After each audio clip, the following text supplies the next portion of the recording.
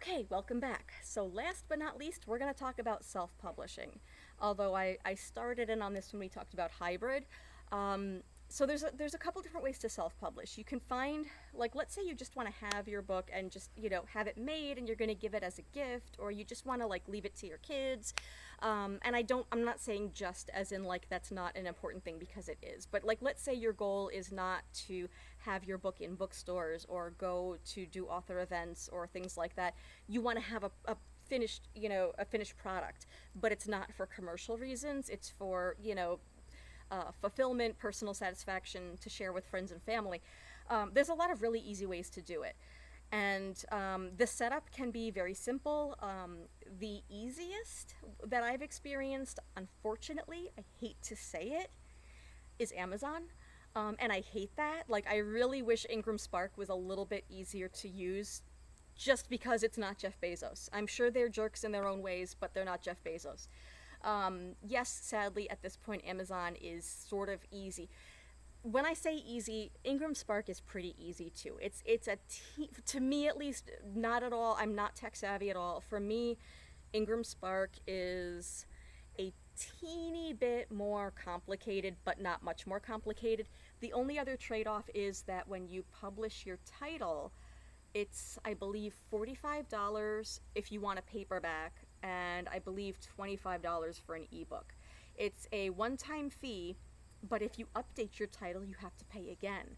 So if you publish your title and then find all kinds of mistakes in it, I'd say let it sit for a little while, and then update it again, or take it offline and do a whole lot of revisions and then put it up again. Otherwise, you could easily spend a fortune just re-uploading it every week, because you find little things here and there. So it's kind of a bummer that you have to pay.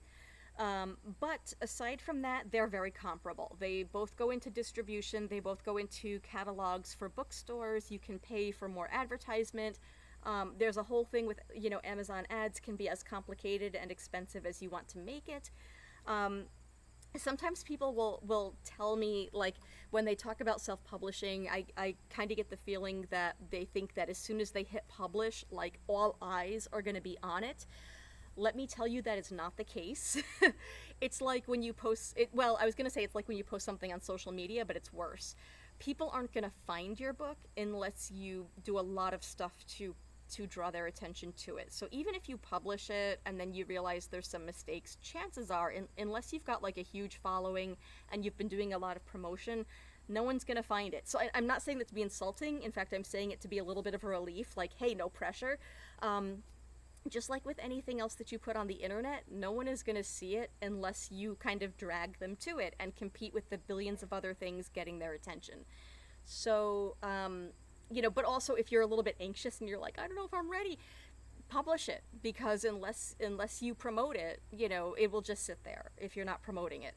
So we'll talk more about probably marketing and promoting another time, but I will procrastinate like the devil on that, because those are two things I hate doing. Especially online. I miss doing events. I really had much more fun interacting with people. But yeah, there's also things like, I think Lulu is the other one. There's another one that I've used before and the name escapes me. There's a lot of easy platforms that'll just, some of them will format your book, or get you a cover for an extra price. But they're pretty user friendly. Even if you're not huge into computers, they're pretty easy to figure out, a lot of them. And they have, and if you get stuck, you can always Google how to blah blah blah on KDP, which is Amazon, or on IngramSpark, which is the other major one. So if your only interest is to have, 5 copies that you can share with friends, or to have a few copies that you can enjoy for yourself, those are super easy platforms to just use, and and then you order a copy and it's yours, or you keep it as an ebook and it's online.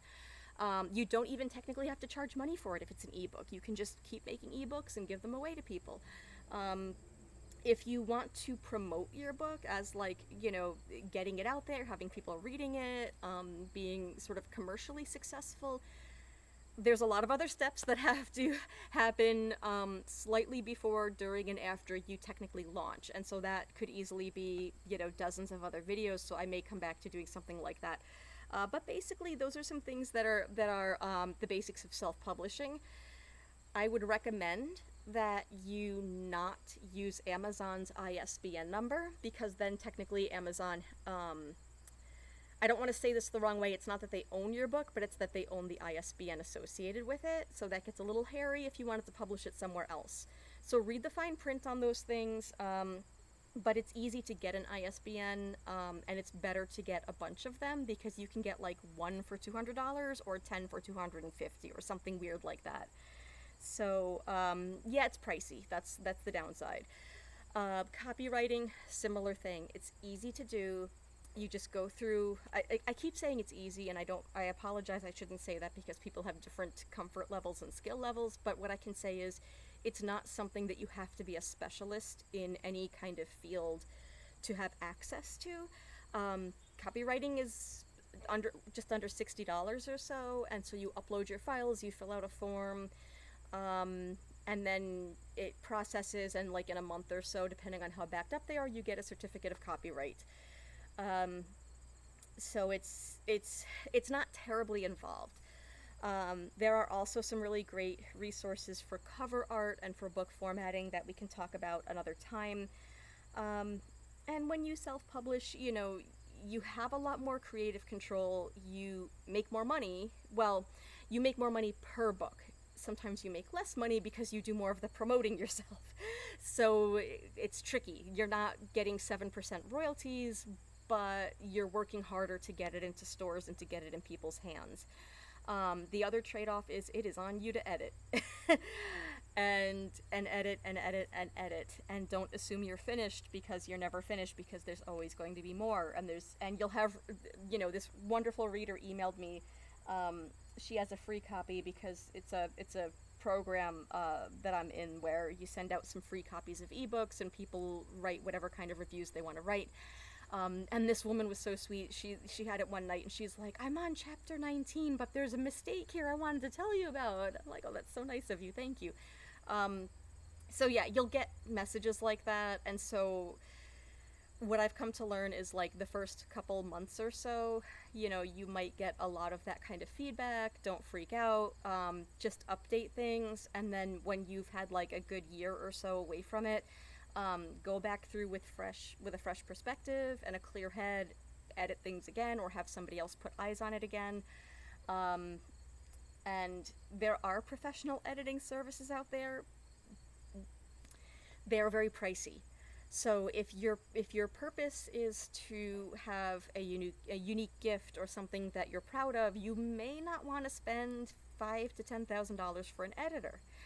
If you are able to get an editor who's in the $1,000 to $3,000 or so, or $5,000 range for a 55,000 word book, I'd be cautious, because there's a very good chance that you're paying someone who's putting it through Grammarly, and you could put it through Grammarly yourself. So, people who do editing, that's very tedious work. They definitely deserve what they deserve, whether you can afford what they deserve or not, sometimes that's the trade-off. But again, that's where it makes sense to look at, what are your goals? A friend and mentor told me, before you go spending a lot of money on editors, maybe just get a few books out there first, because right now it's not, you don't really have a big name. It's, if you have a few typos, it's not going to be a big deal. As things progress and get more serious and you get a larger readership, that's where you might want to sort of like work out some of the kinks on your first couple of books, and then kind of go all in with the investment in others. If money's no object, sure, make it the best you can make it. But if you're not in a position to do that, again, keep in mind, if you spend $10,000 on an editor, no one's going to see your book unless you're also spending a lot of money promoting it. So it's a trade-off. Where do you need to put your budget? And so you don't want to throw everything into editing and then have nobody see your book because you don't have a promotion budget. So that's the stuff I can think of for now for self-publishing, and thank you for watching.